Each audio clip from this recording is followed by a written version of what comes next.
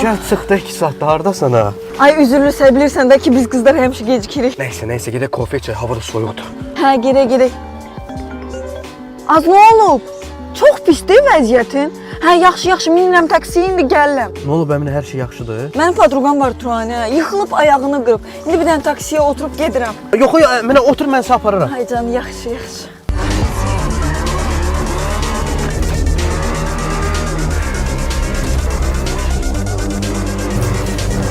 Narahat olma, çatdıracam sən vaxtında. Nəfsə çatdı ürəyim, gör vəziyyəti necədir. Turanəgilin bloku 2-ci blokdur, mərtəbə 10-dur. Amma ki liftləri işləmir, 100% piyada düşüb ayağı qırılıb. Lazım bir dəqiqə dayan, sən Turanənin evini hardan bilirsən? Zarafası, mən Turanəgilin evini hardan bilirəm? Mən maşına oturandan sənə ünvan deməmişəm, məhəlləsinə gətirmişsən, lift işləmir. Sən lifti hardan bilirsən? Mən belə bilmirəm.